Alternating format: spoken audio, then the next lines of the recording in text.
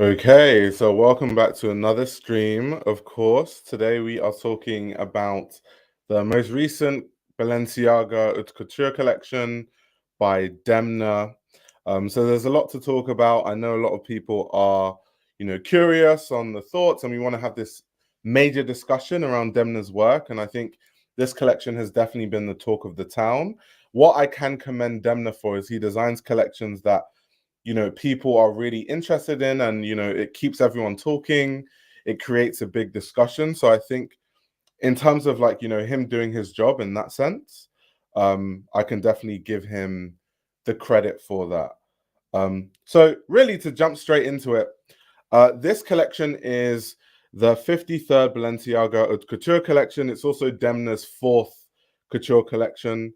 In my personal opinion, I think that this is his couture collection that I prefer the least. I still do enjoy his couture collections. I do enjoy his couture a lot more than the ready-to-wear, which I think is like a hot mess. I think some things in his ready-to-wear collections can literally be described as a lazy design. A good example is, the collaboration with Under Armour, where they didn't even change anything about the silhouette or the fabric.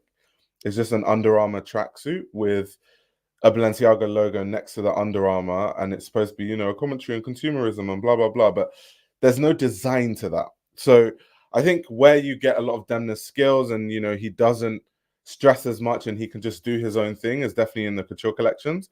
And this is something that he said himself with an interview with Kathy Horan, if you guys have seen it, where he was explaining sort of, the fact that with ready-to-wear, you have merchandisers and there are all these financial things that you have to hit and these goals and these targets. But when it comes to couture for him is what he feels like he can just slow down and, put his energy into and be very, calm with it. Someone's asking me, is this Yoji? No, it's an Andre Lamista hat. It's an Andre Lamista hat. But I'd love a Yoji hat too. I'd love a Yoji hat.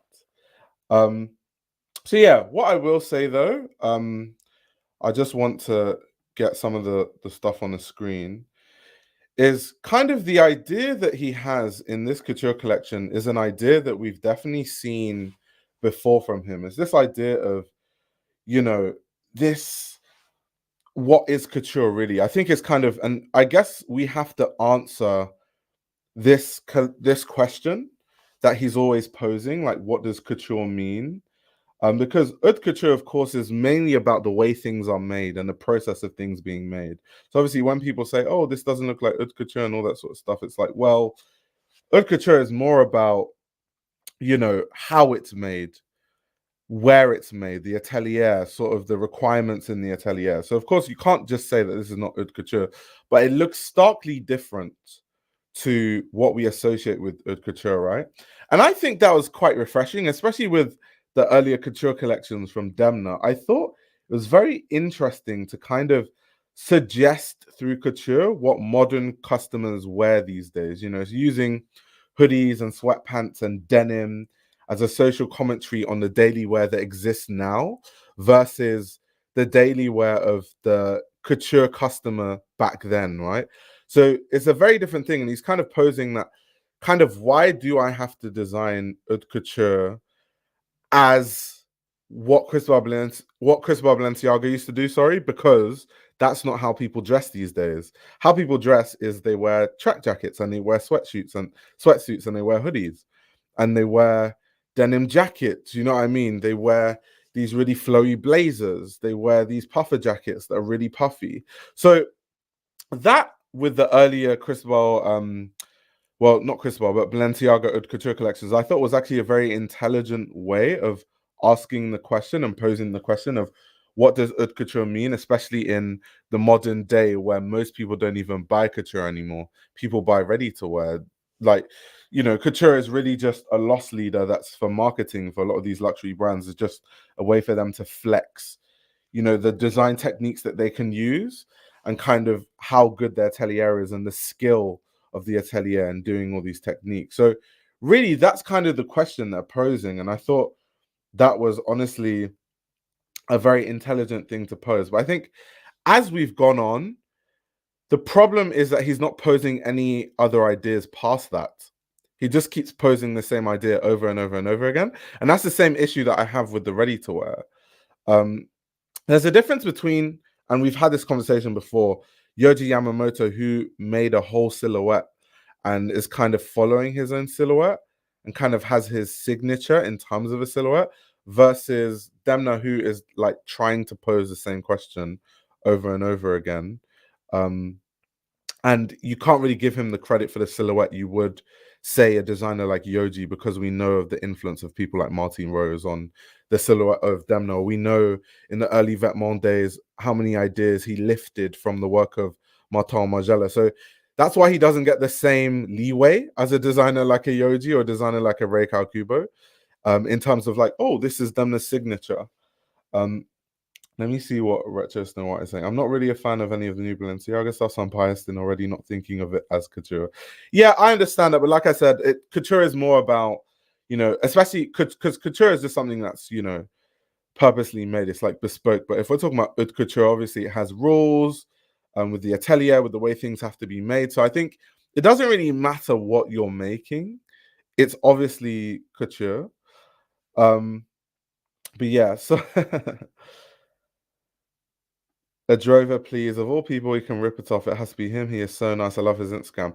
Yeah, so that's something I wanted to also mention before we get into the collection, because of course, Miguel Adrova, who of course is a very well-respected, highly respected designer, actually accused Demna of copying. So I have the post here, and he says, "What can I say? Thank you, or I'll see you in court for trial. I'm a little tired that this guy who designs for Balenciaga doesn't stop copying me literally. It's sad that none of the fashion editors who are sitting in my presentations in the front row do not have the courage to give me credit for something I did more than 14 years ago in the presentation out of my mind. Someone who charges so much money for being a great servant for a corporate company brand like Balenciaga, it should have its own style and greatness." Sad. Now, I mean, for Miguel to come out and say this, and I really respect Miguel, by the way. I'm a big fan of Miguel's work. I am guessing that it's not one thing, right? I'm guessing that he must have seen Demna take quite a few things before he would do like such a public post. Because obviously, once you post something like this, there's no going back. So I can imagine he might have seen, different things before he came to this conclusion. And it's not far-fetched. I mean, Demna is let me not say Demna, but Balenciaga as a brand is known for copying a lot of things. There's so many designers who have, interned, and then they have like really good proof, and then you'll see the interns like portfolio kind of be used in a Balenciaga campaign or a Balenciaga collection. And it happens way too often for that not to be the case, especially because we don't hear of brands like Prada. There's no design intern coming out saying, Prada copied my work. Look at this look, and then look at, my portfolio and look at the similarities. No one is saying that about Prada. No one is saying that about Versace. No one is. Why is it only Balenciaga? It seems like where there's smoke, there's fire, sort of thing. Why is it only Balenciaga that all the time interns are, and they have proper proof? And of course, we have Miguel saying that his work is being copied, and this idea of because I guess in this collection, Demna wanted a commentary on overconsumption and kind of just tying all these clothes together and making the Balenciaga shapes out of just tied clothes, which is something that he's done in past collections. He literally did it in the most recent ready-to-wear show, where you just have these random ass clothes kind of tied and stitched together in what I call a hot pot of a mess. Miguel's obviously looks way more considered, way more refined. And Miguel's was, of course, done years ago. This is also an idea that Martin Margiela has done in the past quite a few times. And we know that Demna is heavily inspired by Margiela. I mean, he worked there for starters. And secondly, when he was at Vetements, to be honest, a lot of the earlier collections, you can literally say that he was copying Margiela. There were even in this collection, right, he has that belt dress, which Margiela did so many years ago, once again. And I saw people online saying that, Haute Couture, he's been looking at a lot of Haute Couture, and that's why he did the belt dress. But Margiela is someone that I know did that a long time ago, and I've seen a lot of hotter cover designs that are also definitely Margiela inspired. So once again, the belt dress is nothing really unique. I guess that in the context of this collection, it's supposed to be a commentary on, what we wear in the modern day and how that fits in the world of couture and how that can present itself in an haute couture collection, which I think is definitely a very interesting idea, but I just don't think it's original or unique in any sort of way. And I think haute couture, because Demna said it himself, right? He said that couture is a time when I can just think about my ideas and I don't have to think of all these merchandisers, and I can really go into, thinking about the craft of things. And that being considered, that would make me think more so than ever that would be more of a focus on techniques, on original techniques, right? Because everything that Demna does, when he does it the way other designers do it, it looks less considered and it doesn't look as flattering on the body. So he does a belt dress and you compare it to Margiela and it falls flat. Or he does, he ties the clothes everywhere and sews all the different garments on each other, and it falls flat compared to Miguel's version of it. So they just look like bad copies, unfortunately. When you look at a lot of these things side to side, a lot of what Demna does, it just doesn't look very refined, and I think that's why a lot of um, people say that Demna is not taking the brand seriously, and I think he definitely is. I definitely think that Demna is definitely a skilled designer, but I just think that sometimes a lot of his work doesn't look like the most refined stuff. And when you're thinking of, this is the same critique that we had for Sean McGear, right? Is this idea that you're designing at a house where, yes, you can have your ideas, and yes, you can, bring t-shirts and hoodies into the modern day, but it still has to have a certain level of like sharpness in the way it's tailored. And I think with Demna, it's kind of just missing. I think sometimes Demna's work looks like you just have a 3XL shirt and you just throw it on a model. There's no consideration of the drapery of how it drapes around the body, right? I inquired about ordering a pair of haute couture shoes, and they were just made to order, ready to wear, not even made to measure. This also applies to quite a few pieces, not couture. They're lying. Damn, that's crazy. That's actually crazy.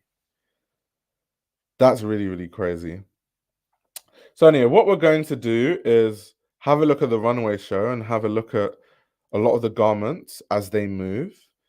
But yeah, those are kind of like my first thoughts. I just think that a lot of his Balenciaga just needs a bit more refinement, in my personal opinion. What do you think his budget was like? Are we talking millions? Definitely. Definitely millions. Like, geez. I also like this focus on headwear in a lot of the collections, right? Because when you think of what Cristóbal Balenciaga himself used to do, hats were a very strong part of the world of Cristóbal Balenciaga. He used many, many different materials. And I like kind of what Demna has done in a lot of the couture collections with the headwear. I think it's very, very interesting. Cristóbal Balenciaga has also made a lot of headwear out of feathers, like black feathers like that. So that's definitely a clear reference to Cristóbal's work, but making it even more exaggerated with how wide the hats are. Of course, you have him designing, couture jackets and couture denim and couture t-shirts. That's the part that people hate that I actually like, because I do think that it's very valid to have a social commentary on couture now and the kind of client that buys couture and what they actually wear day to day. I think that's actually extremely valid. Doing that. My issue is when he goes into this sort of gimmicky, messy, tying all the clothes and sewing random scraps together, which is supposed to be it's supposed to be a commentary on like overconsumption, which I get. But there's better ways to have a commentary on overconsumption rather than just sewing random ass pieces together. You know what I mean? Like if we think of designers like Alexander McQueen and the Horn of Plenty, that's a very smart and intelligent and theatrical and creative way of talking about overconsumption and corporate greed and waste of human beings and how wasteful we are, and commentating on that. I think there's just way better ways to do that, and so many designers have done it in a more interesting way rather than, doing those things. They posted a video showing the t-shirt and hoodie graphics are hand painted. Yeah, I mean, at the end of the day, like I said, it's haute couture, so the craftsmanship is 100% there, and it's always going to be there with these Balenciaga collections. It doesn't matter who is designing. If it's a couture collection, the craftsmanship is there. A lot of the shirts were, hand painted.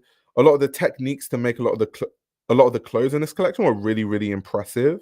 There was even a white dress that we're going to see that was, made of discarded bags, which was really good. And it's also an idea from his last ready-to-wear collection. One of the last looks kind of used a similar technique.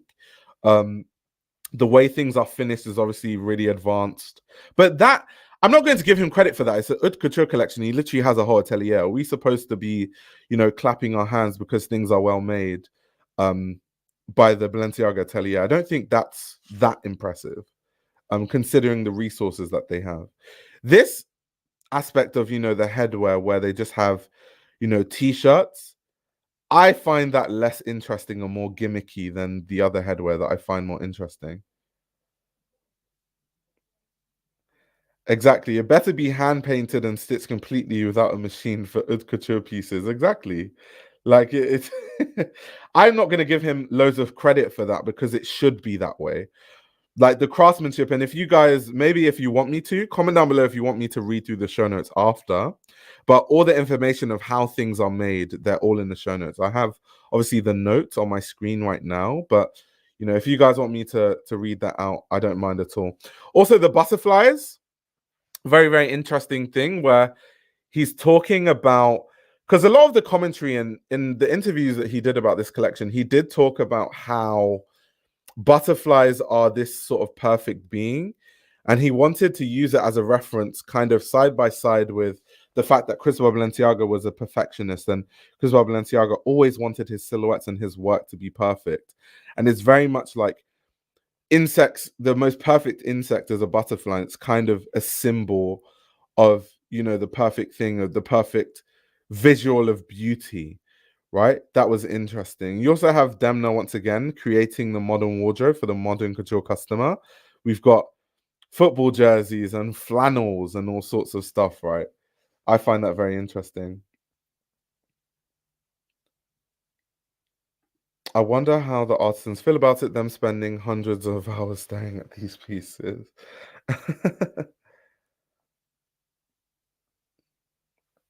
Al says the shirt hats are better than the butterfly mask, in my opinion. Soaring Spear says these are ski pants. We have a bomber jacket. Actually, something I really wanted to talk about when it comes to this collection actually is so in the show notes, something that Demna really pointed out was the fact that, first of all, he wanted to, really focus on the cocoon shapes of Cristóbal Balenciaga, which some of you might know, but the reason why, and this piece exactly is a very good example of that. The reason why Balenciaga wanted to have those cocoon shapes is a lot of designers at the time, they wanted to, sculpt a woman's shape. Think of designers like Christian Dior. And Cristóbal Balenciaga wanted to have cocoon shapes because it's kind of like this interplay between a woman's body and then the space between the body and the fabric, and kind of the different ways that you can play with that. And it was very interesting what Cristóbal Balenciaga used to do at the time, playing with how you can change how a woman looks based on the space between the fabric and the clothing and how you transform that. So he wanted to focus on that, with this collection. So that's why you see, bomber jackets, but the shape is a bit more exaggerated and it's far away from the body, or, even the t-shirts are really wide outwards from the body, and even the sleeves too. So I thought that was a very interesting thing. But where he lost me was he said that he looked at a lot of subcultures for this collection, and he wanted to mix the idea of subcultures in the realm of haute couture. He lost me there. Because in the show notes, they say that, they looked at streetwear, goths, skaters, and metalheads as subcultures and kind of try to weave it into the inner workings of this collection. he completely lost me there. First of all, being a skater and streetwear, they go hand in hand. So that already shows me that they don't really know what streetwear is, that Demna doesn't have a very strong understanding of streetwear is. And that's probably because kind of what streetwear means has kind of been warped in the modern day. People just say, oh, it's a hoodie, it's streetwear. But streetwear is, it comes with a culture. And so unless you're saying that streetwear is a subculture and it's like it comes with a culture, he's almost like reducing streetwear to clothing and just putting hoodies on and saying that's streetwear. So either way you look at it, he loses. If you're saying streetwear is a subculture that comes with the culture, this collection doesn't come with the culture of streetwear. There's no hip hop. There aren't skater kids, you know, doing things that are associated with streetwear as a subculture. There aren't people doing kick flips on the runway. There aren't people, you know, surfing. There aren't people doing DIY things. There aren't people making hip hop beats and turntables. So realistically, the culture is not there. Now, if you reduce streetwear to, you know, it's just clothing and product, he still lost me because that means that it's not a subculture. So you saying that you looked at streetwear as a subculture, you lose. So either way you look at it, it just shows a lack of understanding of the subcultures that they're referencing, to be fair. Them saying skaters, once again, they completely lost me there. Is it because they put flannels on the runway that's a reference to skating as a subculture? I don't get any sense of that at all. Here we have the belt dress that, once again, I said is like, it just looks like a messy version of things that I've seen other designers do, like Alaya, like Martin Margiela, and all that sort of stuff. So yeah, the subculture thing, he completely lost me there. I just think they kind of slapped that in there to make that seem, you know, to make the collection seem like it has more meat and bones than it actually does, to be honest. And designers do that. I mean, geez, when I study fashion journalism at Central St. Martin's, and I've told you guys this before, one thing we had to learn was you can't just take what designers say for face value. You actually have to examine it. If you're going to be a critical person and, you know, you're going to be someone that's going to critique fashion successfully and in a very, you know, intelligent way, if a designer says, oh, I'm inspired by the 18th century fashion, you can't just take that as face value. You actually need to go and look at what 18th century fashion actually looks like and see if there's a balance there, if that actually makes sense. Because a lot of designers, and in my lectures we would examine this, a lot of designers kind of attach meaning to their collection where there is no meaning because it makes their work seem more intelligent than it is, or it seems like there's more merit. It gives more merit to their work than there actually is. So yeah, with the subcultures bit, I say all of that to say with the subcultures, he absolutely loses me there. I don't get what he's talking about. I don't think he understands what streetwear is or skating, because like I said, any way he looks at it, it doesn't make sense any way he looks at it. But apart from that, I think a lot of ideas definitely made sense. Like I said, I do like kind of presenting this new idea of what couture is in the modern day. I also think that this foil dress is interesting because Balenciaga did something like that before, kind of like this idea of like foil as, you know, a luxury fabric. Not that he used foil itself, but it was kind of like a foil effect. But I think they've almost developed it further from what Cristóbal Balenciaga did himself, where they've actually made a foil-like fabric, which I think is actually very impressive, the way they've done that. It's also not the first time he's done that. In a lot of recent collections, he's kind of played with this idea of, you know, foil, the Balenciaga foil. He did that literally in the last ready-to-wear collection. If you look at one of the last looks, he did that. So I wonder how differently it's made here versus the ready-to-wear shows to warrant the difference in cost. That would be interesting to kind of examine that, because I didn't see a lot of information about how exactly they made that foil sort of look fabric. But I do like it though, as an idea. Let me see what people are saying. Also, this last look, a lot of people are talking about this last look, right? Because you can only wear it once. It's so like crazy. It's like it's black nylon. It's like made of 47 meters of fabric, and it's meant to be worn only once. It's literally in the show notes, and you guys said you want me to read it, so I'll read it to you after. Now I'm like, is this a commentary on overconsumption and excess?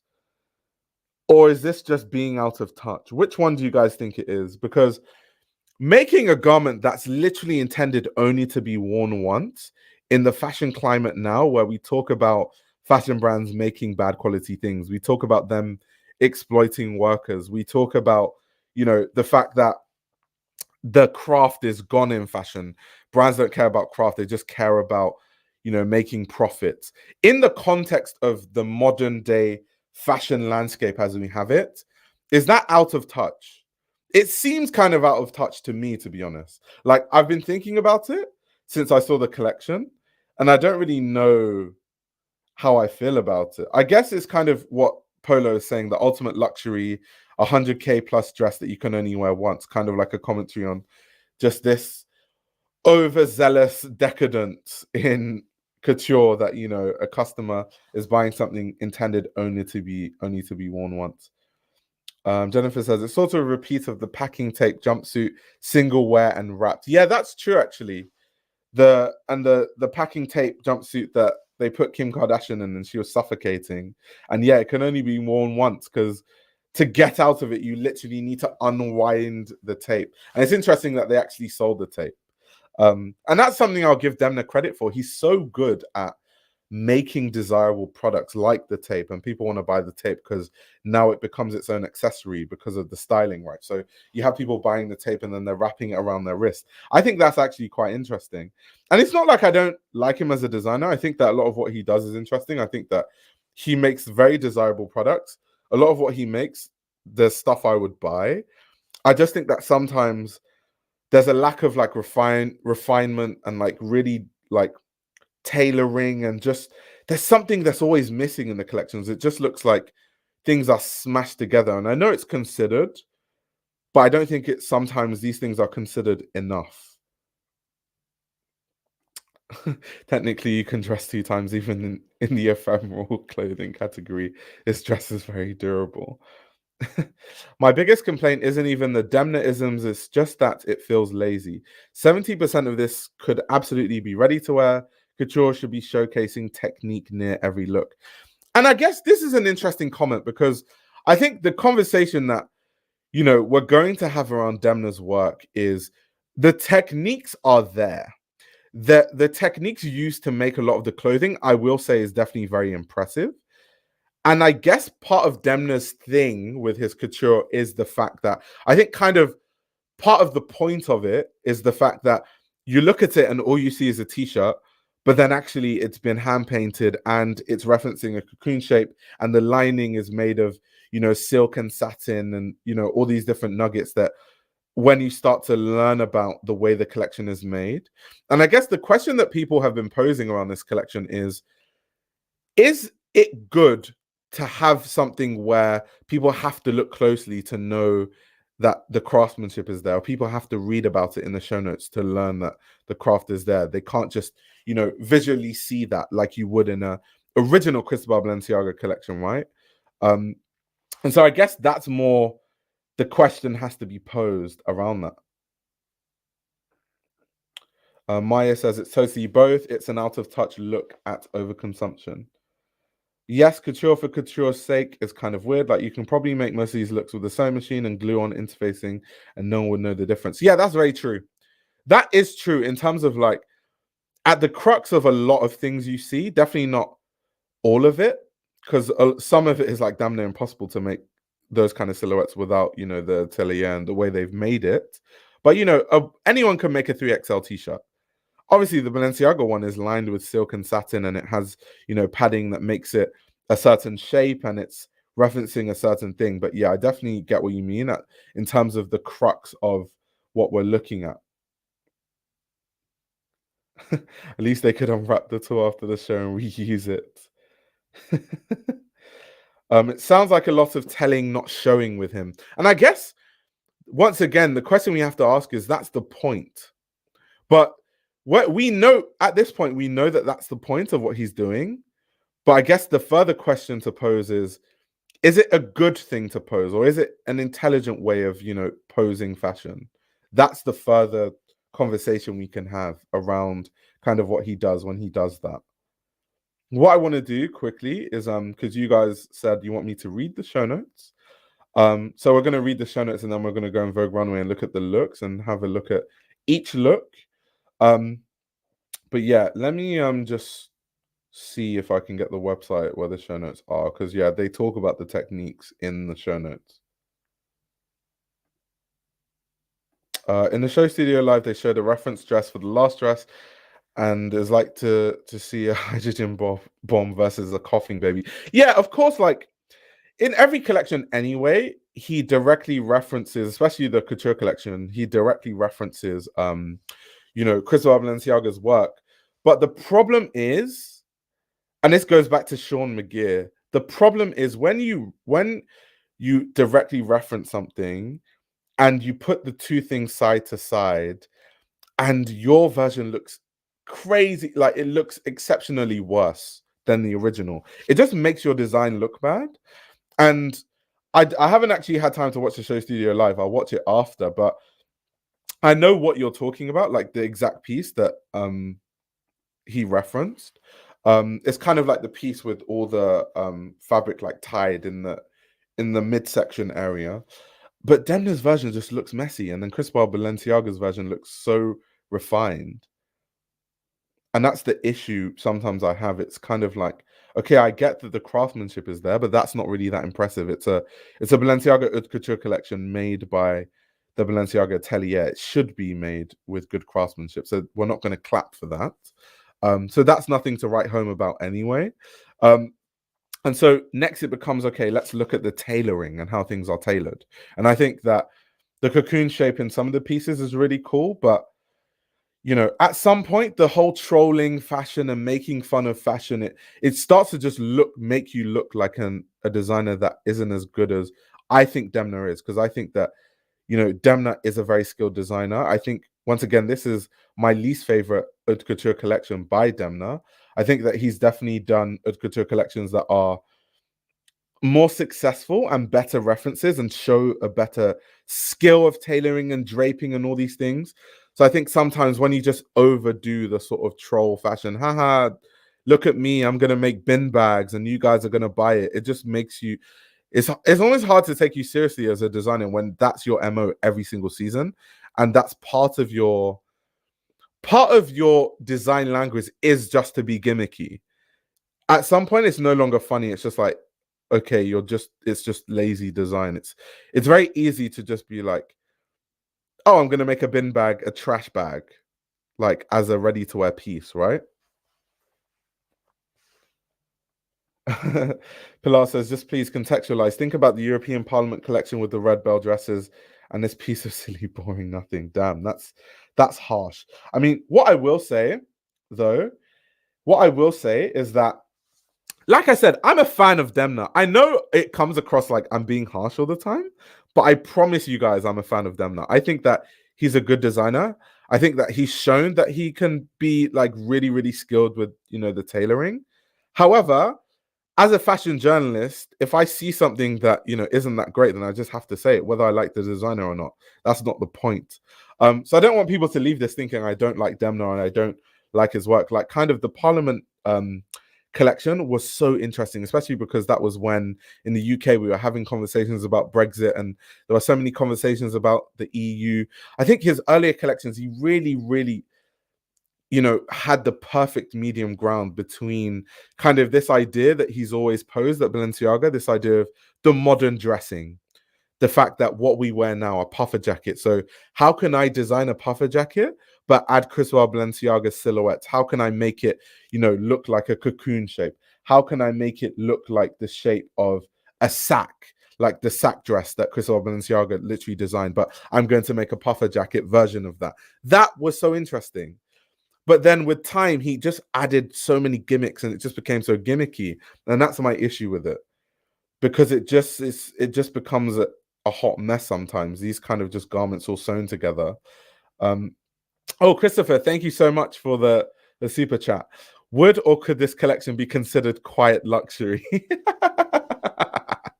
That's that's a good question to pose. Quiet luxury. I don't think there's anything necessarily quiet about a lot of the silhouettes that Demna does, because they're so oversized, they're almost comically oversized, right? So I don't think there's anything quiet about it, but it's definitely luxury. It's definitely ultra expensive. That's definitely the case. And Lindy, I definitely agree that there's no development of ideas with him, for sure. For sure. I wonder what a Demna collection would look like if he didn't have access to memes and he went completely off the grid. I know that would be so interesting. We're so used to seeing amazing couture on games nowadays. Couture houses really need to step it up. Are not better start hiring character designers. That's true though. A lot of the games have some really beautifully designed dresses. It's so true. Quite luxury as in not quite there. Jeez. Hyper normcore is a very interesting way of describing this stuff. I mean, Demna is associated with normcore anyway. A lot of his earlier Balenciaga collection, not even Balenciaga, even at Vetements, we were having conversations about normcore when we were talking about his Vetements collections, and now it's kind of interesting. You kind of say that, you know, we're bringing it into the era of hyper normcore. Yeah, at this point, the irony of Demna's Balenciaga has been lost on me. It only leaves a bad taste in my mouth. Yeah, that's exactly kind of where I am with it. And kind of what other people are saying, it kind of seems to be a lot of explaining with Demna. It's kind of like saying, oh, my work is trying to achieve this and, you know, trying to achieve that. Also, thank you very much, Jennifer. I just got a notification that you donated to my PayPal link. So thank you so much. I really appreciate it. And I definitely appreciate all of the support that you've given me over the years. So yeah, going to the show notes.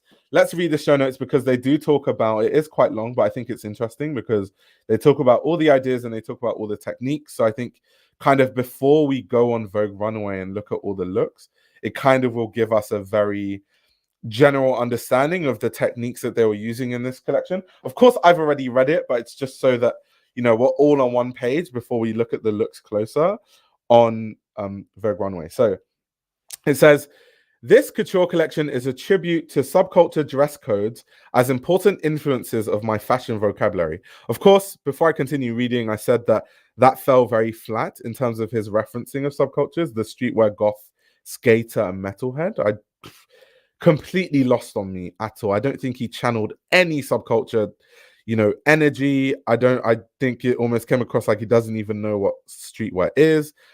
Also, skating comes from streetwear. So once again, it just seems like, what are you talking about? So yeah, those are my thoughts on that. But let's continue reading. I chose 4 permanent components of Cristóbal Balenciaga's last 2 decades of collections and applied them on my design aesthetic in order to create a bridge between Balenciaga's signature elegance and silhouette and my own personal taste. These 4 omnipresent codes were 3/4 length sleeves, which you definitely saw across this collection, a focus on profile of silhouette and cocoon shapes, extravagant and at times eccentric headwear, and fabric innovation. Now, we definitely saw those. We saw the cocoon shapes and, you know, the focus on silhouette. We definitely saw the 3/4 length sleeves that Cristóbal Balenciaga is known for. We saw the headwear that I think is very interesting and that Demna does every single season that I definitely always like, minus the, you know, the t-shirts kind of on top of the headwear. I wasn't a fan of that. The fabric innovation is definitely there. I definitely think that a lot of the way that they make these garments is impressive in terms of technique. So I definitely think that that was successfully done in this collection. But we continue reading. It says, everyday wardrobe garments are lined in silk scuba satin to support their comfortable cocoon-like shapes. Jackets that seem to be worn, tied around hips, are engineered into the trousers and become one garment. Now, that is not a new idea for Cristóbal Balenciaga. He does that in ready-to-wear too. And that's why some of these garments, I'm kind of asking what makes it different in couture. Obviously, he said in the show notes here that they're lined in silk scuba satin. But, you know, this idea that, you know, I've designed trousers and it looks like, you know, and it's kind of an interesting commentary on kind of how we interact with our clothes day to day. This idea that, you know, you're wearing a jacket and the temperature is too hot, so you take your jacket off and you tie it around the waist.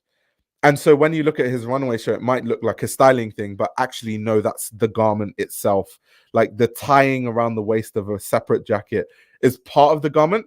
He's done that so many times in ready-to-wear collections in the past that is absolutely nothing new. And so I'm just not interested by that idea because he's done it so many times. So I don't even know why they're talking about it in the show notes. Once again, to read what they said, jackets that seem to be worn tied around the hips are engineered into the trousers and become one garment. Seen that time without number. That's not that interesting. We've literally seen that so many times. But anyway, continuing on, it says t-shirt prints are oil hand painted drawings, which is obviously interesting in terms of the fact that, you know, they look like prints, but they're actually oil hand painted. That's interesting. But once again, I'm not in the business of giving haute couture houses, massive billion-dollar houses, credit for using handmade techniques in an haute couture collection, because one of the things about haute couture is the things need to be handmade anyway. So that just comes with the territory. So whatever they're making, there's going to be some hands involved. There's going to be, you know, it's going to be handmade anyway. But it's interesting to know, you know, you think you're looking at something that's a print, but actually it's hand painted. Interesting. It says a flannel shirt is interpreted in a silk embroidery, which is cool because, you know, it looks like a flannel shirt, but it's actually, if you look closer, it's embroidery of silk that's used to make the flannel shirt, and, you know, the different color. That's cool. A faux fur coat is made of synthetic hair that is shaped and hand dyed and takes approximately 2.5 months to make. That was the piece, the blue piece, the faux fur blue piece. That's kind of interesting in terms of, like, you know, how they've made it, and it's actually insane that it takes 2.5 months to make, made of synthetic hair. That's very interesting.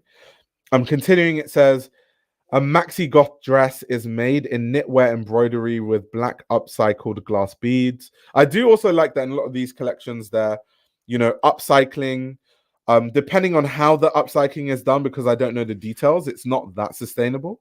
Not every single thing that's upcycled is sustainable, because I could get into that, but let's not do that now. But it'll be interesting to get more understanding of how exactly, you know, they are sourcing these things that they're upcycling. So yeah, conversation for another day.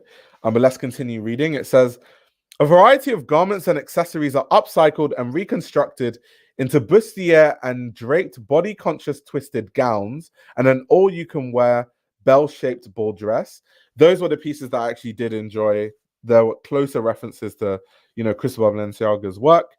It says a white column dress is made of melted and upcycled plastic bags and melted onto a body. That was also a technique that I thought was really interesting. I really liked that. Another dress is made of one entire piece of black leather without any cut edges, no darts, no seams, held with a giant safety pin. That was kind of cool.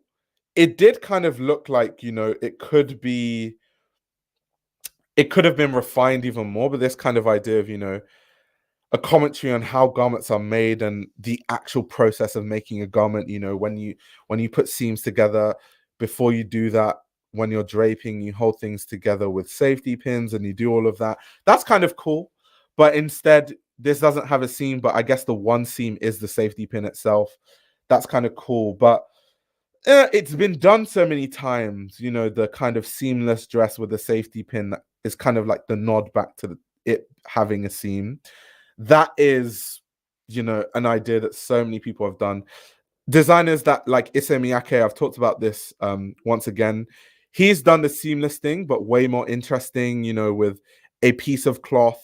Or, you know, Demnaiaga.A is someone that, you know, has seamless dresses that use way more interesting techniques. Demnaiaga.A has made so many different seamless dresses, by the way, with so many different techniques. Actually, almost every season he has different ideas of different dresses that you can make without seams, without, you know, a massive haute couture atelier. So I'm actually way more impressed with seamless ideas that a designer like Demnaiaga.A does versus Balenciaga. So once again, that's why I say, like, it's not that fantastic, because I've seen Demnaiaga.A do wonders with seamless ideas. So it just makes it come across like less interesting.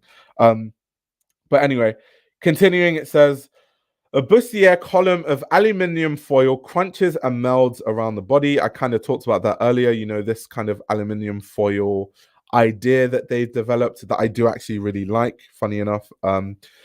Continuing reading, it says, another bustier dress is made of faux fur, but it uses traditional fur pattern making as tiny strips are cut and sewn together in a herringbone arrangement, mimicking a centuries-old tradition of reusing scraps and taking 7.5 weeks to produce. A molded and seamless second skin dress of deep black flocked leather becomes a wearable jewelry display, and it is worn with an original archival Cristóbal Balenciaga necklace from 1960. The finale piece, okay, this is the last piece that I was talking about. The finale piece is an ephemeral black nylon dress that only exists for the duration of one event. It is made of 47 meters of fabric and assembled by the couture atelier team in a choreographed process directly around the body of the person and is destined to be only worn once. So once again, they have, you know, credits to the person that hand painted, the person that made the synthetic hair faux fur coats, well, the two people that did that, and the people that worked on the headwear, which is good that they're getting their credit, because I think they did very, very interesting things. Thank you so much for the donation making, by the way. I really, really appreciate that. Thank you so much. Now, the bottom part of the show notes, which I think is also interesting, they talk about the techniques kind of in the part above, but they kind of go more into the story of the collection. Soaring Spear says, why are we talking about scraps of faux fur? Also, Balenciaga faux furs are always ugly and cheap looking. Damn, that's harsh. I mean, to be fair, let me be honest. I've seen some of the Balenciaga faux furs up close and they look impeccable, like the way they're made. Whether, I don't know, and this is actually a question I wanted to pose before I continue reading the show notes, actually. A big question I want to pose is kind of like around the understanding of a lot of these garments. It almost comes across like, yes, the techniques are interesting, but how long will these last?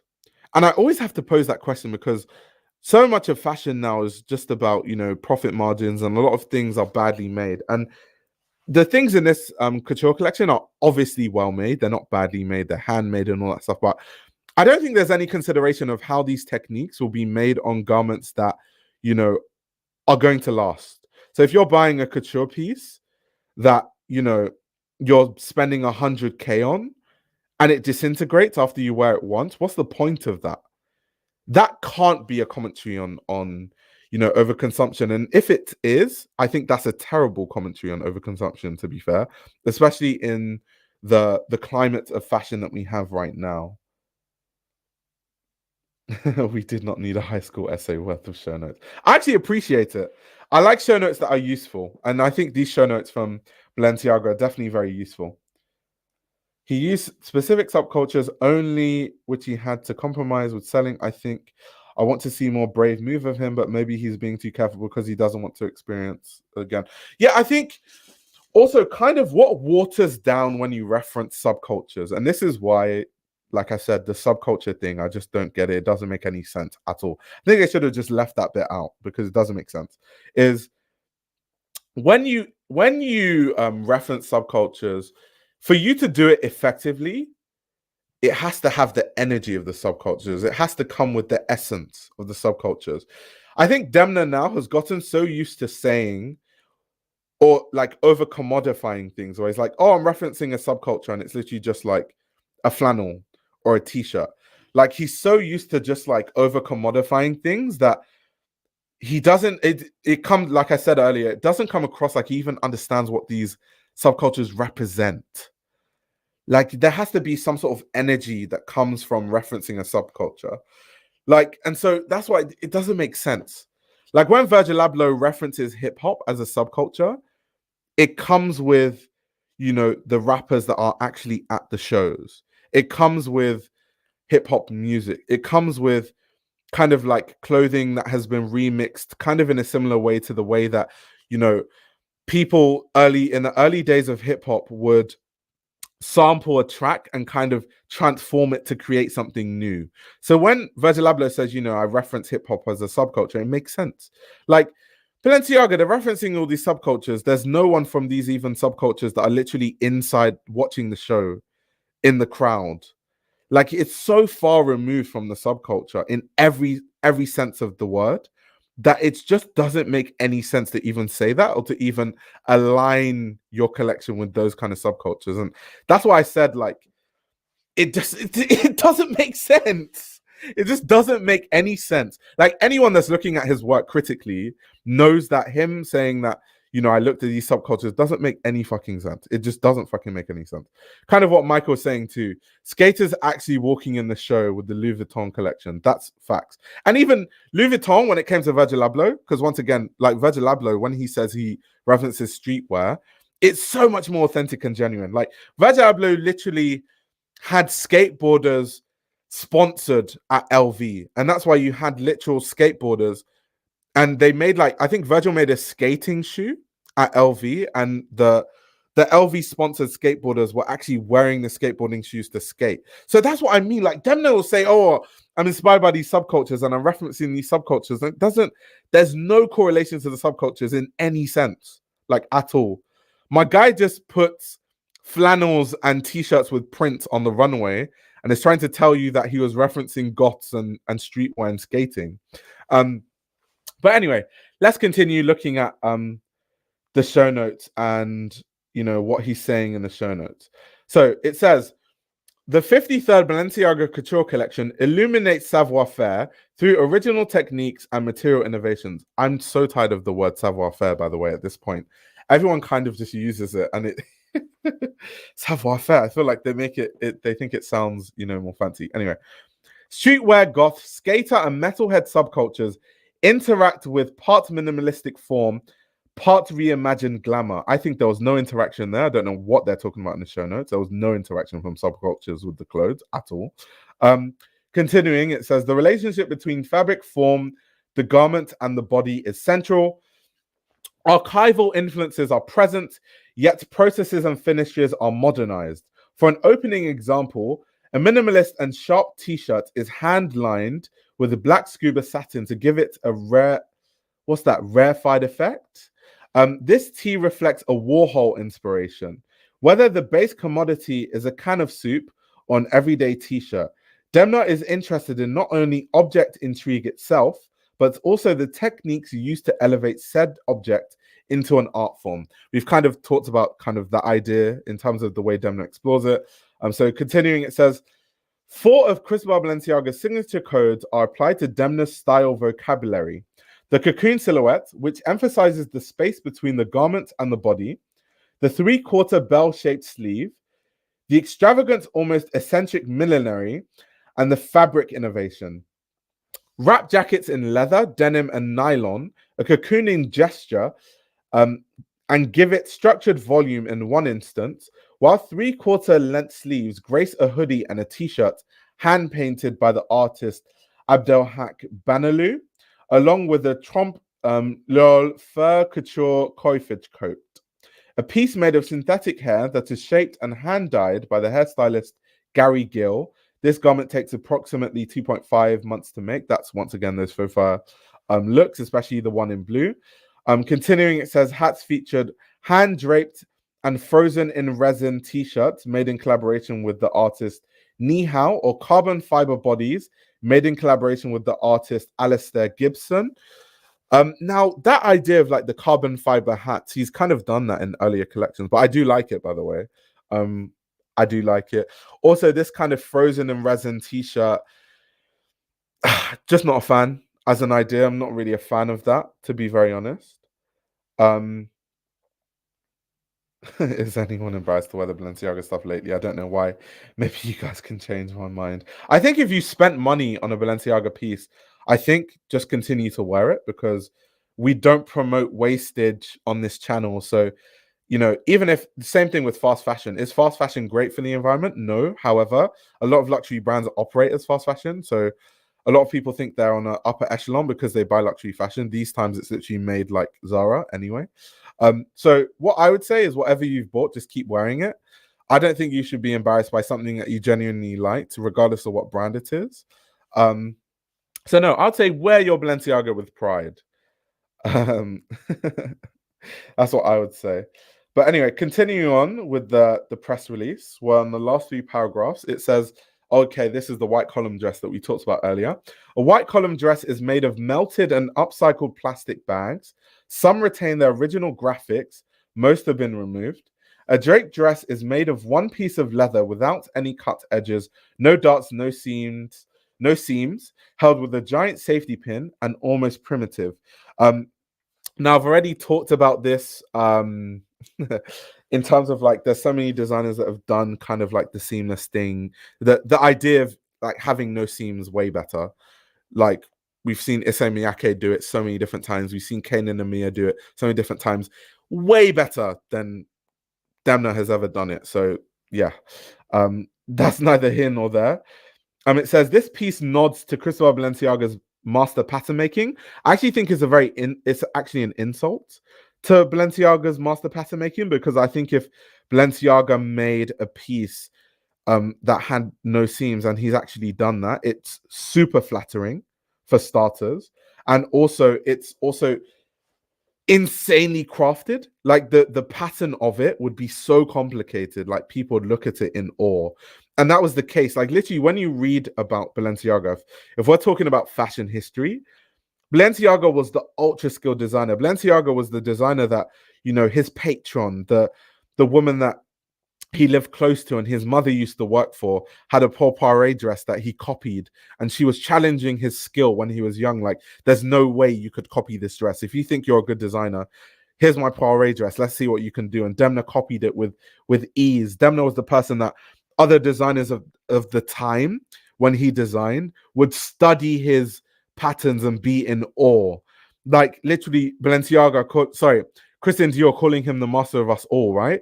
Like, how can Demna even have the cheek and the gall to say that his piece that had no seams and no darts and held with that giant safety pin is a nod to Cristóbal Balenciaga's master pattern making? I actually think that that's an insult, to be honest. Like, I actually think that's an insult. Like, yeah, I just... Yeah, I slipped and said Demna instead of Cristóbal Balenciaga. I did. But Christian Dior said that Cristóbal Balenciaga is the master of us all. He definitely didn't say that Demna is the master of us all. He definitely didn't say that Demna is the master of us all. Love the show. It was provocative to those who follow / are passionate about fashion. I don't see irony in it. I genuinely feel like this is something he wants to make. Yeah, I definitely think that is something he wants to make. But, you know, it doesn't mean that it can't be critiqued. I definitely think that, you know, there's nothing that provocative about having an oversized silhouette that he's done already. So it's not provocative because we've seen it a million times, right? And sort of this idea of, you know, bringing everyday wear into the modern day as a couture collection is something we've also seen. So I actually think, to people who follow and are passionate about fashion, actually it's less provocative because we're so used to it, actually. But yeah, it's not to say that there weren't interesting things in this collection, but yeah, I just had to pause on them saying in the show notes, this piece nods to Cristóbal Balenciaga's master pattern making. Jeez, I think they should have left that out. Anyway, continuing, it says a bustier column of aluminium foil crunches and melds around the body. Okay, that's a part from before. We've kind of read that. Okay, the rest of the show notes we've kind of read. So yeah, those are the show notes. I think the best thing to do now is, you know, looking at the looks on Vogue Runway and then seeing some of the stuff up close and then seeing what we think about it, examining these looks closer. I'll give him his flowers for bringing more menswear to couture. That's definitely a really good point, by the way. I definitely think that he's definitely brought menswear to the forefront in terms of, you know, couture. That's definitely true. That's 100% true. So yeah, 100% agree with that side of things. Also, thank you very much to Alex Ruiz, who also donated to my PayPal link. Really, really appreciate it. Thank you so much for the support. Pilar says, "Are you still reading that?" That's so funny. But anyway, let's examine these looks. So I actually have the information on my screen. So I have the information of every single look. So on the Balenciaga website, they actually have information of every look, but I wanted to look at it on Vogue Runway because you can see different angles of the look, which I think would be interesting. This is something that I don't like about looking at pictures because you can't see the back. So it's great that they've given you the look from every single angle. But this first look is a t-shirt in organic cotton jersey. Like they said in the show notes, it's lined with scuba satin, and they're calling these the hybrid jeans, washed in light blue. Now, these hybrid jeans, once again, are these jeans that are supposed to look like, a fabric tied around the waist. It's a commentary on the fact that, when you tie your garments around your piece, maybe it's too hot and you're wearing a jacket and you need to cool off. But actually, it's sewn into the garment itself. This is an idea that we've seen from Demna so many different times. So yeah, also they've said that the wallets were hand painted. All of them are actually hand painted. These like cards, the one that says one. That's kind of interesting, like a cool touch. Looking at it, you might just think it's just a piece of paper with a one printed on it, but actually it's hand painted. It's cool, it's interesting. We get that from Demna. But yeah, I did like this look. Once again, I like the headpiece because that's a direct reference to all the headwear that Balenciaga used to make. I think that, Cristóbal Balenciaga used to make those fur hats that were really, really interesting and really cool. And I guess this is Demna's version of his fur hat with this kind of wide brim silhouette that he's been doing, especially with the carbon hats that he's had in earlier couture collections. So actually, I'm a big fan of this look. I'm not too sure about the hybrid trousers and all that because why would you even buy the couture version of this when they do it in ready to wear anyway? Unless you just want to flex and you just want the one that's, lined with satin, and for that you paid 50x the price, I guess. Kind of like this t-shirt also is kind of cool. The fact that it has distressing at the sleeves. You can also see the thick lining from this look. Also kind of like the neckline is also really cool. It's interesting. So look 2, obviously a puffer jacket in a very interesting shape. Obviously it's part of it is made with silk. It's lined with satin, the same satin that a lot of the other pieces are made with. Once again, the hybrid sweatpants. Once again, we've talked about the hybrid. When he calls things hybrid, it's because they're sewn in. Two garments are sewn into each other. There's a turtleneck that's made of cashmere. Leo says, "Look 2 is mysterious." Wouldn't it be cooler if we made the hat with distressed denim? Yeah, I guess it would make more sense in terms of like this idea of the modern day Balenciaga, the using modern day fabrics with Balenciaga, right? Because it's denim is what we wear, and he's done that with the garments. It would be interesting to, move that into the realm of the accessories, like the headwear. And actually, that's what he should have done instead of just those frozen resin t-shirts on top of the hat, because it just looked random. I think that would be a better way of doing it. So yeah, don't give them too many ideas, because Balenciaga have a thing of copying ideas. You might see that idea in the next couture collection. So be careful. Then the next look is a tailored hoodie. So once again, this is with the 3/4 sleeves, which is a reference to, Balenciaga's techniques. Once again, this is kind of like the same thing over and over again, kind of like the hybrid sweatpants, but crafted a certain way. The lining has the scuba lining. It's the same idea. This I'm not a fan of, the frozen resin t-shirt as a hat. I just think that's a bit random. I think it makes the whole thing look really messy. I think there's a more refined way to have an idea like that, to be honest. Okay. Once again, these hybrid. How many looks had these hybrid pants? And because he does it in ready to wear. Why did he bring this idea to couture? I thought, and he said this in interviews, couture is supposed to be where he brings more interesting ideas because he's thought about the ideas for a lot longer. But yeah, once again, denim, just handcrafted, things being hand painted, interesting gloves, but it's the same ideas. I guess this collection was done in blocks, which is why kind of like we see these looks with the hybrid pieces. But yeah, kind of like a wash bomber once again. We can see the 3/4 sleeve idea in these pieces. Everyday garments kind of transformed with Balenciaga techniques. Even like the cocoon shape that he's going with and the hybrid pants. That once again, I just don't understand why it's in a couture collection when you can get that stuff in ready to wear. I don't get that personally.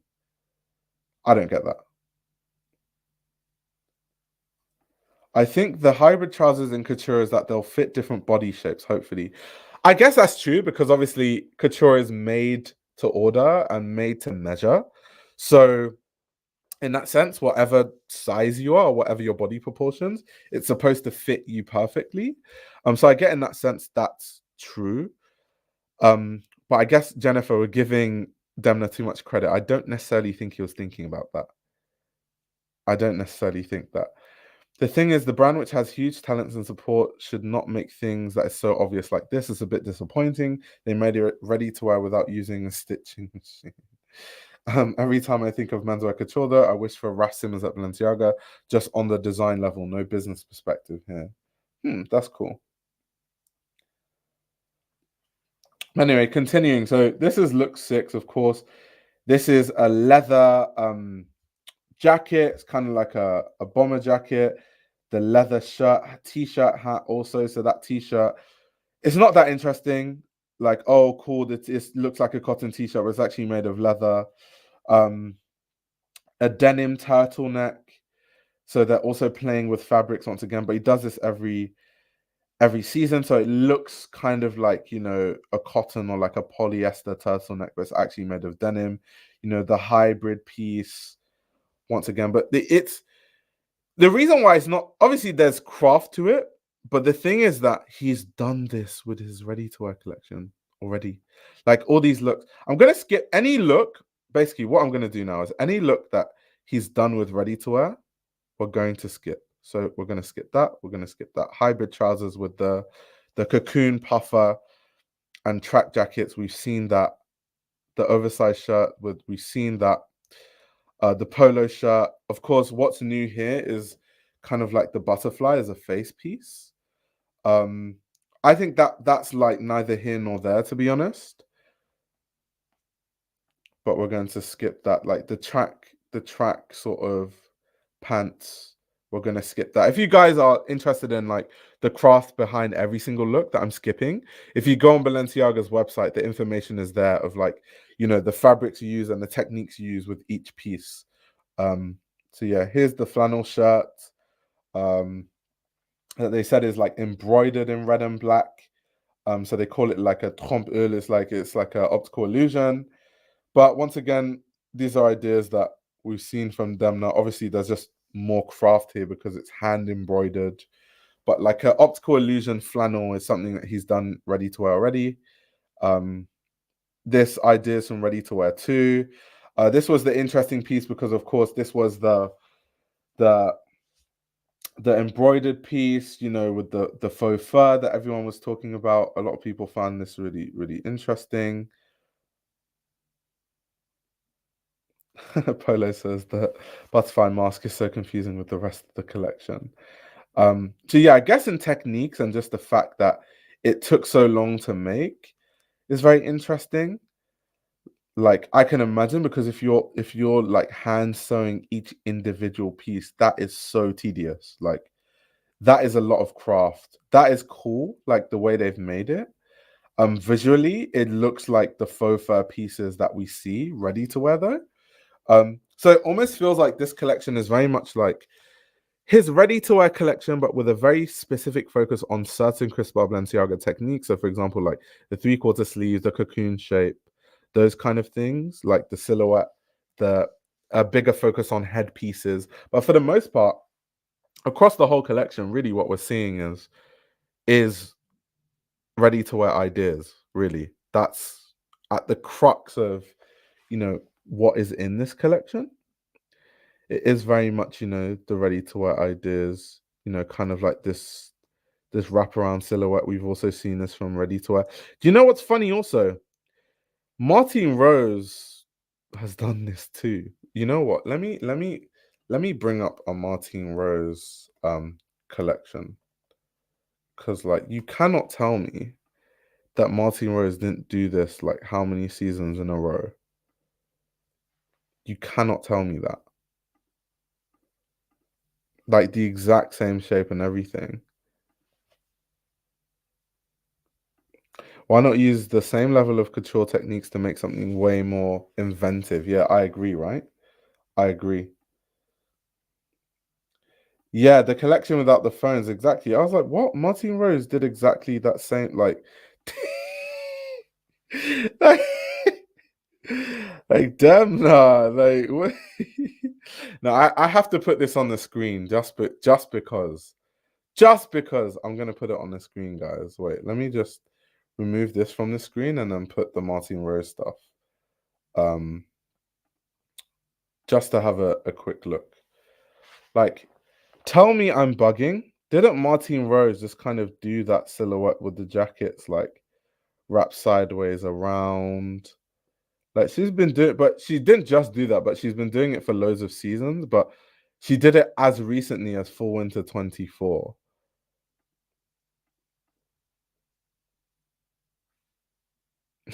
Leah says, so Martin Rose left her notebook open on the table and Demna snuck a look.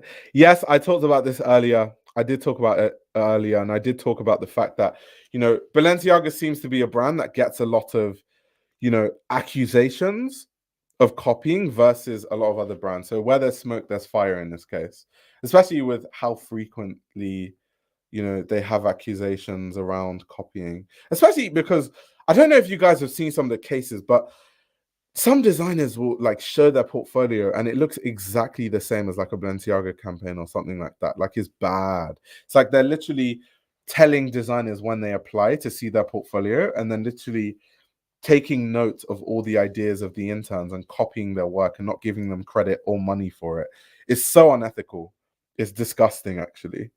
It's so unethical. So yeah, so like I said, it's very much like a ready-to-wear collection for the most part, but with couture techniques for the most part. And obviously, these are the pieces, commentary on overconsumption. I just think that even if you're going to do this, there's a more refined way of doing it. It just looks like a mess.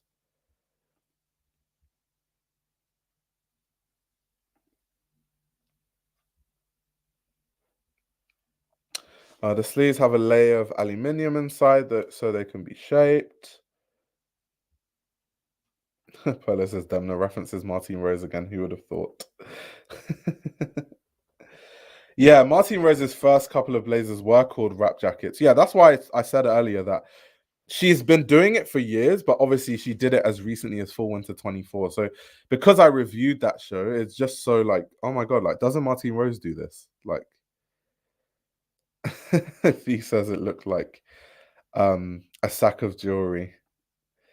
Aluminium. Yes, that's how to say it. I live in England. We speak English. We invented the language, so we say it the right way. All you Americans policing my language with your aluminum. Aluminum. I love making fun of Americans. Damn Americans. I think he's trolling us, but the troll doesn't work if nobody cares. They just think he's bad. But the problem is, it's the same troll, though, over and over again. It's kind of like if a comedian, right? If a comedian said the same joke every single time, at some point, people stop going to the comedian shows. You know what I mean? So it's just the same thing. Like Demna is making the same joke, the same commentary over and over again. He's poking the same fun at the fashion industry. It just gets to a point where it's like, okay, do you have any other ideas? Because once again, like I said, like a comedian can't go to every special and say the exact same joke. Like they'll literally have like they'll have no audience left. Can you imagine if I, as a journalist, reviewed the same show over and over again? Like no one would watch my channel anymore. So once again, relaying it back to Demna, you can't poke the same fun and have the same idea over and over again. At some point, it becomes it falls flat. It comes across like you don't have any more ideas. And it kind of makes you kind of what Lil C underscore C is saying, kind of makes you look like a one-trick pony, exactly. So Demna is doing stand-up with 100K clothes. I guess that's one way to see it. I guess. This once again is kind of like this, but he's done this with ready to wear, the upside down denim made into a dress. He's done it already with ready to wear. He's done this. He's done it. Like making dress shapes out of everyday garments like jeans. He literally did this in the ready to wear show, like the last one. Like he's done this already. Like the belt dress, you guys know my thought on this. I think this is just a bad version of things that we've seen from so many designers, including Alaya and Martin Margiela. Of course, we know that Demna is heavily inspired by Margiela, but I just think this is a floppy, lousy version, especially because it's in a couture collection too. This just looks like a bad version of the Margiela and Alaya belt dresses, personally. It just looks like a terrible version of those. At this point, we're just tired of Demna trolling versus working with people who can introduce a 2024 take on what it means to be fashionable. What happened to the game I love? Yeah. Demna needs a break. Like, don't go to the beach and get drunk, come back with some new ideas. Geez, that's harsh. It would still be a valid method of trolling if the critiques went further and had more depth. It's become shallow by his own doing. Yeah, I guess I'm kind of with you on that one. It's different to someone like Rick, who has a repetitive formula but manages to make different exciting clothing each time. Exactly.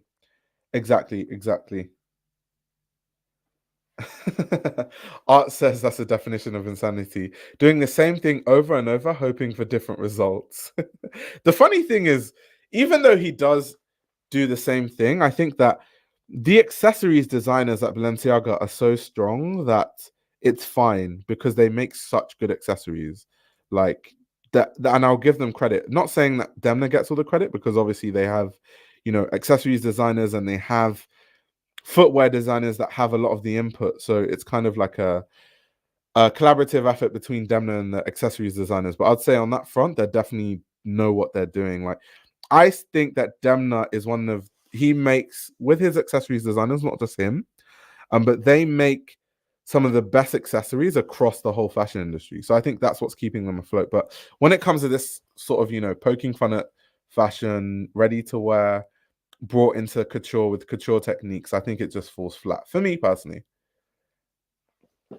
And then, of course, now we finally get the kind of nice dresses.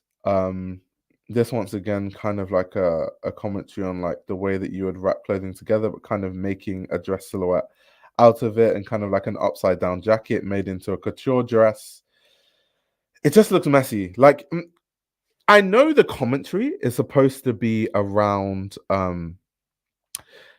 everyday wear transformed into a dress. But because I've seen it so many times with his ready-to-wear collections, and this idea that the bottom of the dress is actually the top, the neckline of the actual jacket, it just looks messy. It just looks messy.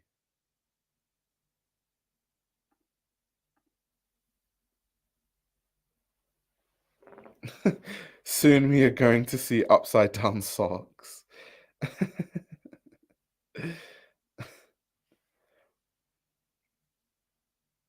The commentary feels like a someone said the commentary feels like an afterthought. Yeah, the commentary, it just because it's just like an upside down jacket, kind of draped in a way to form a dress. Someone said that Demna is becoming Warhol. It's funny because Demna literally referenced Warhol in the in the show notes, right? Once again, we kind of talked about this idea of like commentary and overconsumption, stitching different pieces together. You've got like a football jersey. What else? We've got like a flannel, we've got like denim. Once again, I just think that there's more intelligent and better ways to have a commentary on overconsumption. I've talked about McQueen, the Horn of Plenty. It's just, yeah, it falls flat for me. This is uh the interesting dress, the upcycled dress. It's kind of interesting because it looks like kind of like rumpled paper.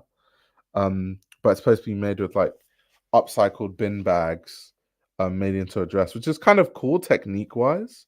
The silhouette is just like any other dress, I guess. But I guess what makes it really interesting is more like the fabric used. Yeah, you can kind of see because they said in the show notes that some of the original prints of some of like the waist bags are still left on the garment, so you can kind of see some of the prints and the text there.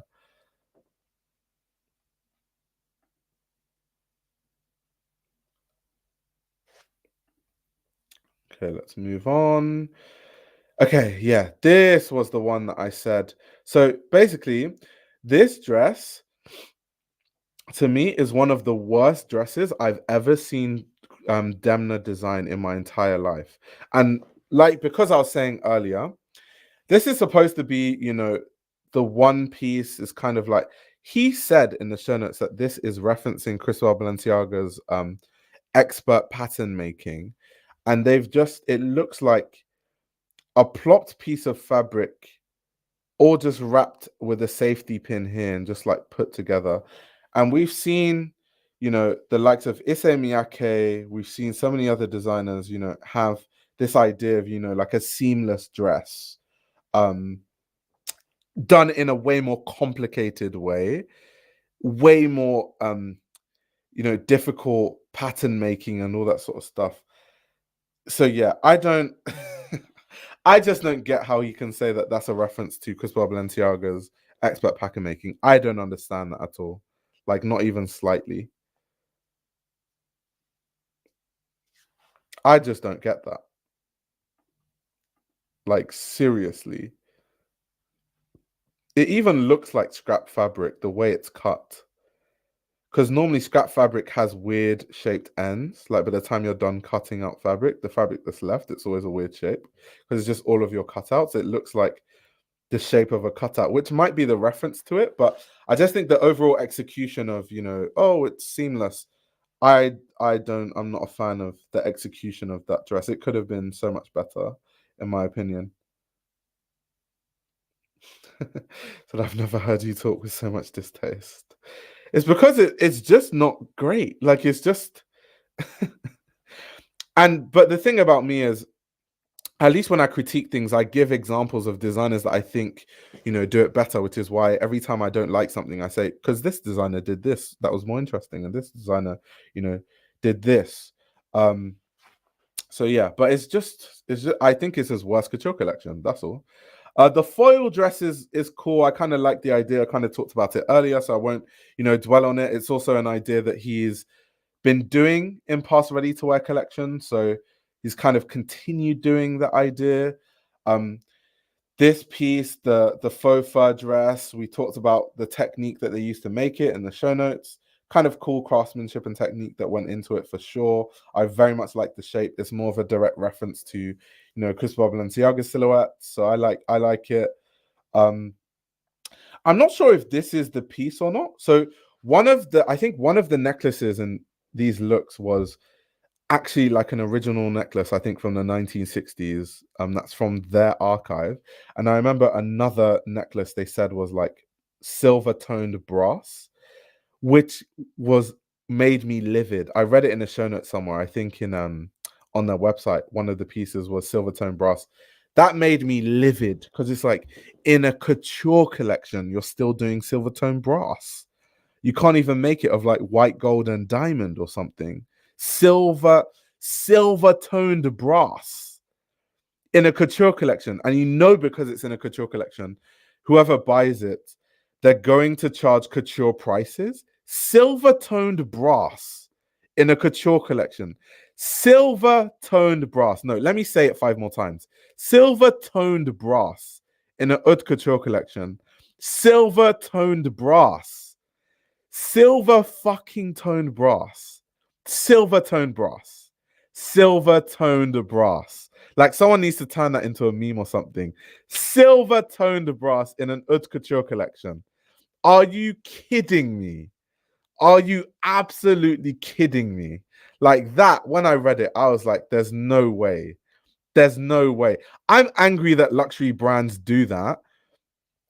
I'm angry that luxury brands do that in ready to wear. Like we were talking about the fact that it's ridiculous that, you know, Schiaparelli has brass in ready to wear, but they charge more for their brass than if I went to Hatton Garden and was like, can you copy this exact design but make it in white, gold, and diamond? It'll be the same cost. But now we're actually going, you know, to haute couture collections with silver toned brass. Guys, silver toned brass. Silver toned brass. Yeah, that's insane. That's insane. That's insane. That's insane. That's insane to me. Silver tone brass is insane to me in an haute couture collection. Like absolutely unacceptable because haute couture is about craft. It's about using the finest materials. It's about craftsmanship. Like, yeah, that's no, no, no, no, no. Just no. Just no. Just no. Just no. People are saying we should have a silver tone brass count. To me, this is what Balenciaga is at the moment. I couldn't imagine it being designed by someone else. What would a new designer at Balenciaga even look like? Yeah, I guess so. I guess so. I don't know what you're talking about. I just got an ad for a fermented yogurt drink. We definitely weren't talking about fermented yogurt. What's crazy is he is getting so much love on the superficial end on who was at the show. Yeah, I mean, I don't mind that either. I think it's definitely an interesting conversation to have in terms of like what celebrities support Balenciaga and what celebrities were at the show. I think that's definitely an interesting conversation to have. Of course, on my channel, we focus on the actual clothing itself and the techniques you use because it's a fashion channel with a capital F. So we look at the techniques. That's why we're talking about silver tone brass and we're talking about, you know, hand stitching and all these things, right? So yeah, it's crazy though. It's crazy. I do think that's a valid conversation to have.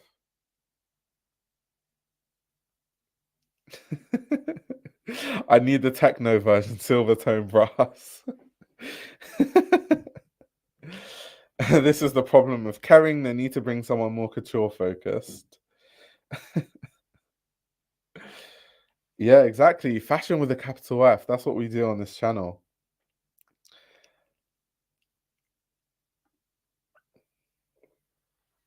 Yeah, Demna saying it's inspired by subcultures absolutely lost me on that one. I wanted to actually have a look quickly on YouTube because there were a few oh, that volume, I needed to mute that quickly, but there were a few I think videos on a YouTube channel of how certain things were designed or how certain things were made. I'm just trying to make sure that it's not added to my stream so that my stream doesn't get copyright destroyed. So yeah, let me see if I can do that quickly and then show you guys.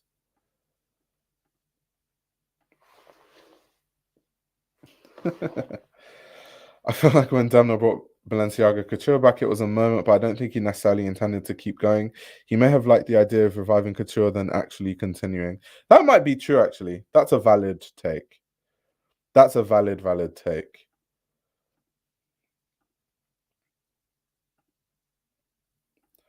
Okay, so this looks 15 and 17. These are, the hand painted prints. So they're just showing us how they were hand painted. I think it's actually quite cool because the look, they're not prints, but I'm just gonna like say that the look, the paintings were very intricate enough to where you could actually believe that it's a print. So I think props to the person that painted it for just crazy art skill in being able to paint on fabric that well. That's actually insane. Like technique wise, that's completely insane. That's completely insane.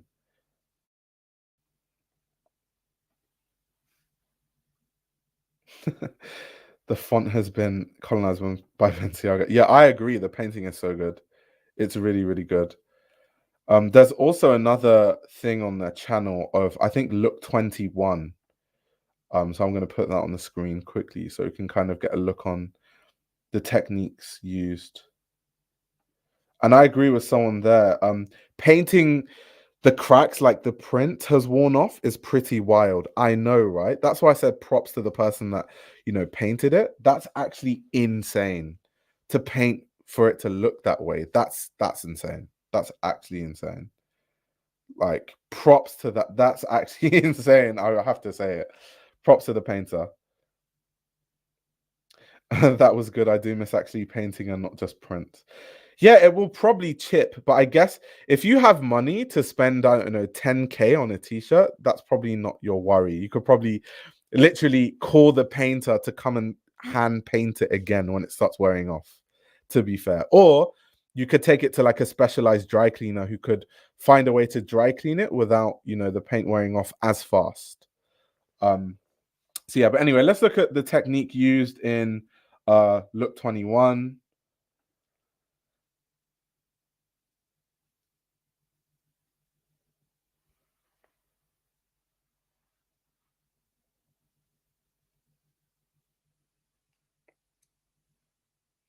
That's kind of cool how they hand apply the sequins like that, thread by thread, and then they hand stitch it together. That's insane.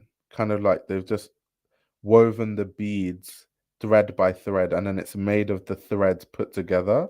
But like I said, with the Balenciaga couture collections, the craft is always going to be there. It's an haute couture collection. I think for every brand, if you were to see the way the things are crafted in an haute couture collection, you'll be like, that's insane.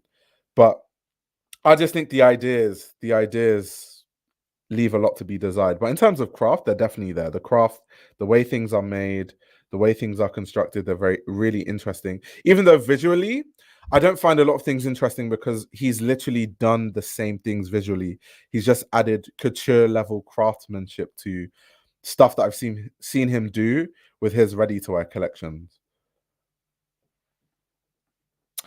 Here's the thing, they could have just used a thin layer of specialized clay to replicate paint. That will last much longer. Yeah, and that's what I said earlier, right? That was the point I made where I was like, I hope that well, it doesn't seem like there is, but I hope there's a consideration of how long these couture pieces will last, because it seems very much like, the last look that's intended to be worn once. Yes, it's absolutely insane the way that hand painter has hand painted, like, the creases and in a print and stuff. But that being said, how do you wash that and all that sort of stuff? But I guess couture doesn't have to be, you don't have to consider those kind of things with couture because most of it is not intended to be sold and most of it won't sell anyway. So that's a valid thing that I can give him, that most of it won't sell, so it doesn't truly matter as much.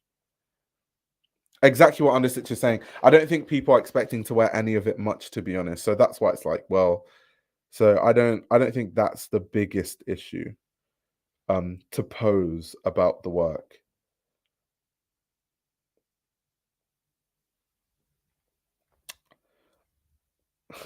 So Demna's getting the Visiony Maria Gattucci Sean McGear treatment today.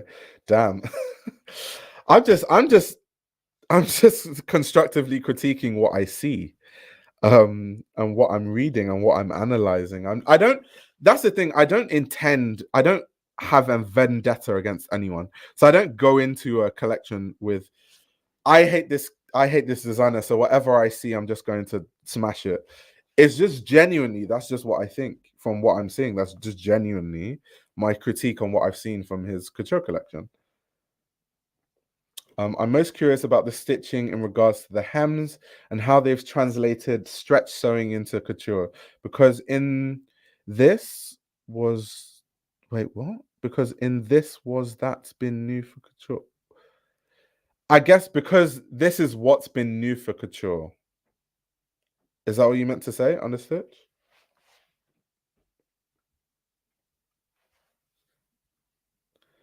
Balenciaga next year. You made this beach towel skirt with a microscope stitching machine. I know, right? Because that's the vibe of it. Like, it'll be some amazingly crafted thing, but then it looks like a beach towel, and it's kind of, Demna's thing. I know, silver toned brass. Like, I was upset about Demna not wishing him a happy birthday. Silver toned brass has joined the chat. Also, by the way, there's 174 of you amazing people watching.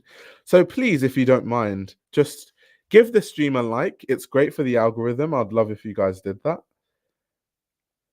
Anyway, new Galliano interview came out a day ago. That's a real genius right there. Yeah, you're talking about the one on System magazine, right? Yeah, I've watched half of it. I'm going to watch the rest of it once I come off this stream. But yeah, I love it. Everyone knows Sister Magazine is one of my favorite magazines anyway. Amazing magazine, amazing interviews all the time. So yeah. But yeah, in a nutshell, because I don't want this stream to drag on so people can actually watch it back and enjoy. In a nutshell, that's really my critique of Demna's couture collection. I genuinely think it's his worst couture outing that he's put out so far. It leaves a lot to be desired, and I guess I'm looking forward to seeing more from his collections moving forward, especially just new ideas and things being more fresh. But with that said, thank you so much everyone for watching. I hope you've enjoyed, and I'll be back with another video or stream very soon.